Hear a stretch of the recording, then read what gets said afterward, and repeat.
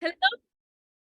Oh, wow. I did not wait for the recording in progress. So you know how many times I have sung the praises, literally sang the praises of the recording and process lady on Zoom. I wonder what she gets paid. I think I can handle that job. Let's try it. Recording in progress. I think it's good. I think it's good. So, Zoom, if you want to add some diversity and put a Black voice on there, I'm just saying. Anyway, you're not here to hear about all the silliness, but I am going to tell you about, the occasional time when I'm serious. Like, once every 2 months or so. What's that? 18, 17 books in 5 years. I think it's like 4 times a year that I'm serious. Yeah.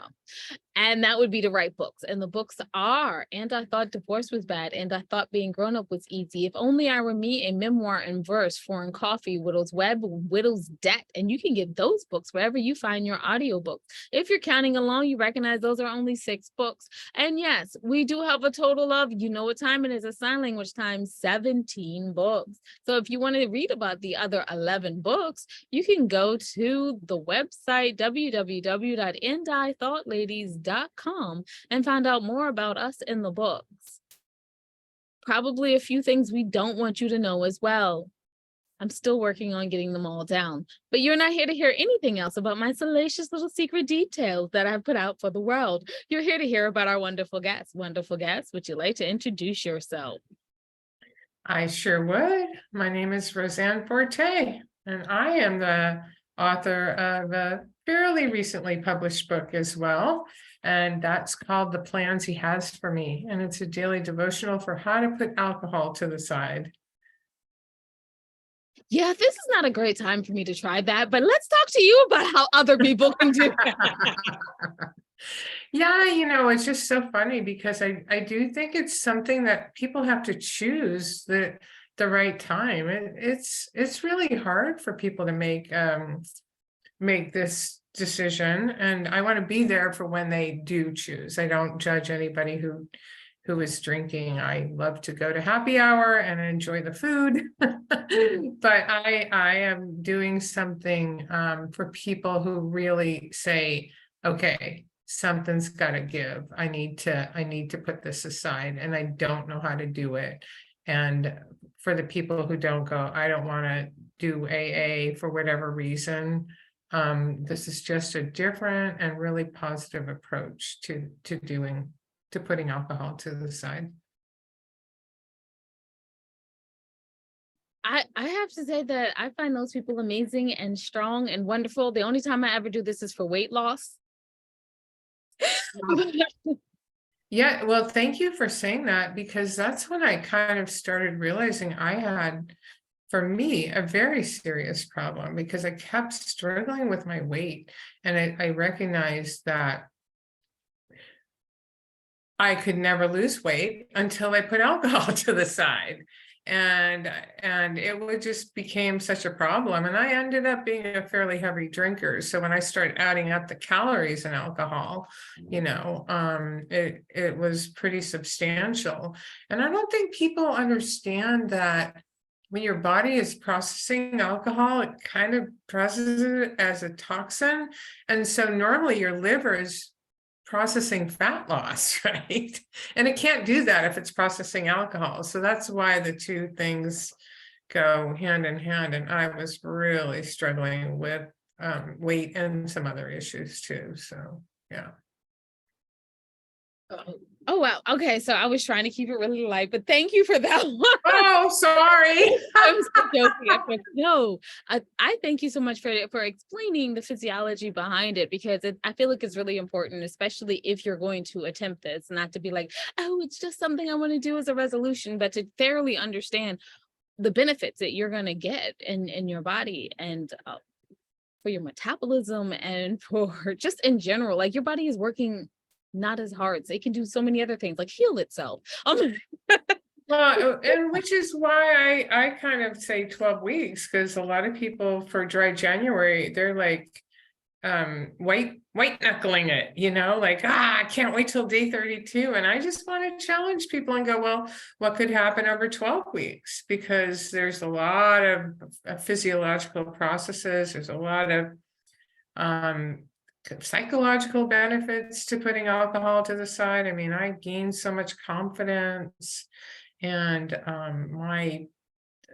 my blood pressure decreased. I just woke up happier, than I was when I used the alcohol. So yeah. So obviously, we've covered what made you write the book. Oh, I'm so sorry. I just scratched my bangs on while doing the interview. Oh my. Well, obviously, we talked about what made you write the book. Let's talk about how you wrote the book, because I know you didn't go into it and just like, let me write down all the facts I just found out. How did you keep the pace of the book moving, keep people reading through it? Because, nothing but facts is kind of hard to get. Yeah, I'm not as much of a prolific writer as you are. This is my first book. So I was one of those COVID kids, right? I'm stuck in the house, and I need something to do with my time. I had just quit drinking during COVID. And yeah, I know there was two ways to go: drink more, drink less. I just chose to drink less, and I did a coaching program, and I became an enrollment coach in the program after I went through it, because I'm like, oh my gosh, this is amazing, this is wonderful, I really believe in what you do.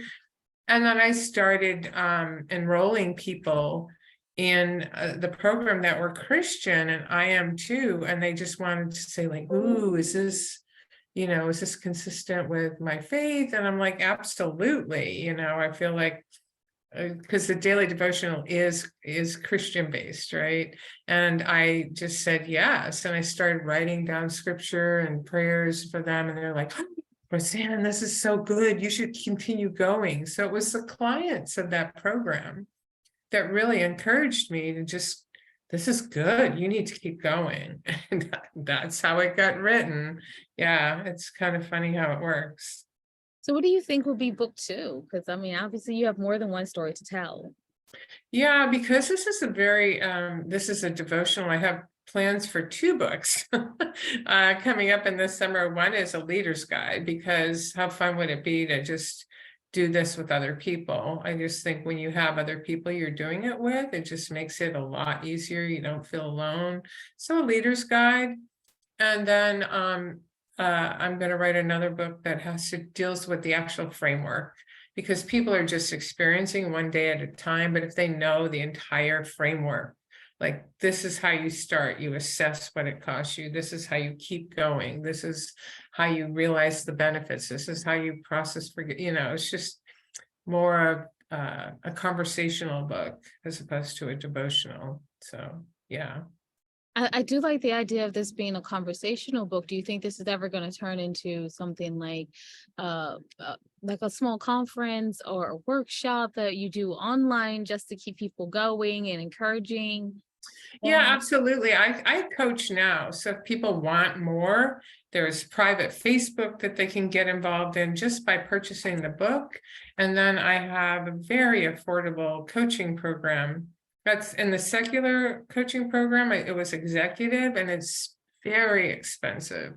And that's really what caused me also to write the book, is I wanted an affordable something for people to learn the same concepts. And so the coaching program that I do is, if you're spending money on alcohol, if you just transfer the spending money on alcohol and you get this professional support, let's try it that way. So there's many different levels. There's just the book with Facebook, free Facebook, or coaching for people that want that extra added kind of expert involved in their life. So. And honestly, think about the money that you're saving with alcohol is probably the money that you can use to afford this. And then the money that you're going to save in the future is just going to be astronomical, because, hey, I do a dry year or 2 years every once in a while. And the money that I put into my stock accounts is insane. Oh, you have hit across a big point. It is not only the dollar value of what you're spending on alcohol. Some clients say, well, it's not even the alcohol, it's the food that I order when I'm drinking a lot too. But then when you get the clarity and you're not processing the hangovers and you just feel more on top of the world, if I only have, I'm going to start developing statistics, but for commission-based people, they can see their paycheck go up just because they're more productive. They're more focused on who they want to pay attention to, what they leave behind.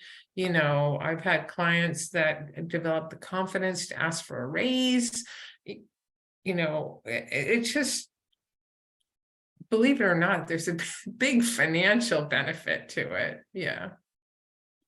And then I was also going to mention, not on top of the financial, I mean, just from the financial benefit, also it helps to think about when you go out, the fact that the biggest place for people to make money is on alcohol. So your restaurant bill is so much less.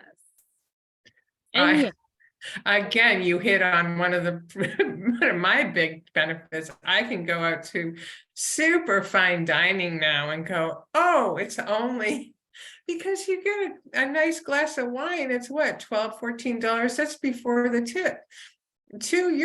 You're just pushing $40, right, for 2 drinks if it's nice wine. and then the state where we live is an extra tax on top of it, and we have an extra 12% tax on top of alcohol, and then just regular taxes. Yeah, it is amazing how that cost adds up. Like I said, it's a twofold. Well, if you put all the costs of the financial costs, and then there's the financial opportunity and clarity, but there's always also the cost of your health. What is your health costing you, right? What are your relationships costing you? Because a lot of times when people get to the point where I was, right, you're depressed, you're anxious, your relationships aren't as rich as they could be as well. And so I just try and tell, if some people, when they listen to me on interviews, they're like, you're a little too happy. This is a pretty sad thing. Like, I'm just trying to show the difference that you can go from and to.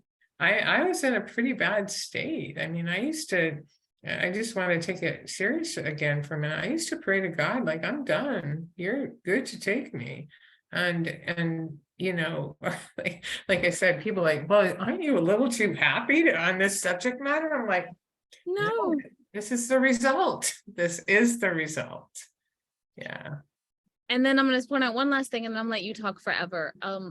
Also notice when I did the 2-year no drinking, skin, your skin, your hands look amazing. And what you replace the time you spent in the bar with, oh, you'll be amazed what you did. Just for self-care. Just take that to do self-care instead. Yeah, the puffiness, because when I was in my coaching program, it's worldwide, and we did something called Marco Polo. So it's video, and to watch people over 3 months, the redness in their skin goes away, the puffiness goes away. It's amazing. There are so many benefits. So many benefits for putting alcohol to the side. And I just don't want people to feel alone.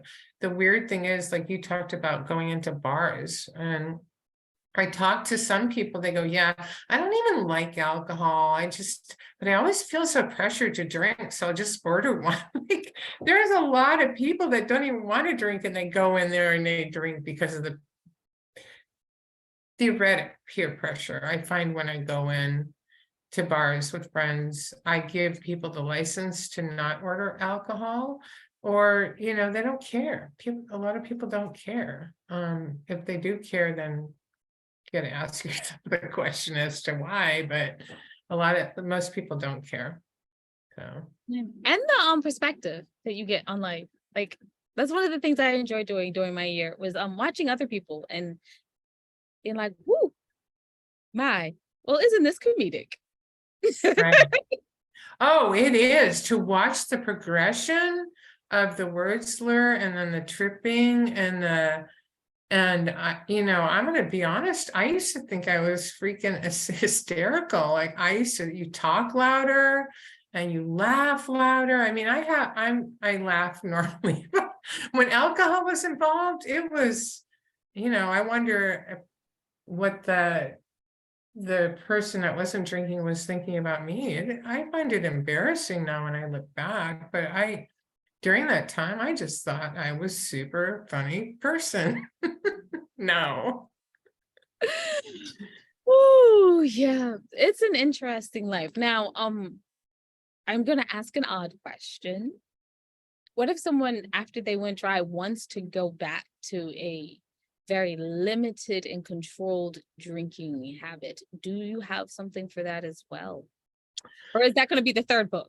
That's what we all want, to go back to the way it used to be. But our brains were designed to memorize things and things that we practice. And for many of us, we practice really well our drinking habits, and so what I'm teaching people is to build new habits. In other words, you don't need to fit in. You don't need alcohol to fit in. You can have confidence in yourself that you're fitting in regardless. You don't need alcohol to manage stress. There are other methodologies, right? So you're developing these new patterns, right? And then you get more and more confident about it. And then the more confidence you get, you go, well, I'm going to try I'm going to try to moderate. This is my experience. There may be some people that can. I haven't met too many. Women's Cave, Oh. or is it the Lady Style podcast? I think it's the Lady Style podcast for sure. My goodness, I'm so sorry. I will cut that out. I don't know what the heck just happened. It just started playing stuff. Oh, that's weird. But people will go back, and what happens is your brain starts saying, well, that new thing you just taught me is getting to be less and less and less important, and it'll bring back the old thing that used to be automatic for you. So over time, I call it a neurological habit. I don't like disease, or I use all the different terminologies. I'm choosing to be alcohol free because it's a better way to live. I don't use like sober or alcoholic or recovery, or just really, because there's just so many preconceived notions about that. If people are comfortable with those terms, fine. I'm just trying to address those people that aren't. So definitely when it comes to alcohol, people will kind of try numerous times to manage it, and everybody has their own timing. Exactly. Well, it has been an absolute pleasure to have you here. Can you tell people where they can find out more information about you and sign up for coaching classes, especially if you're trying dry January and you're halfway through the month and you're looking at yourself going, well, maybe it's not working so well.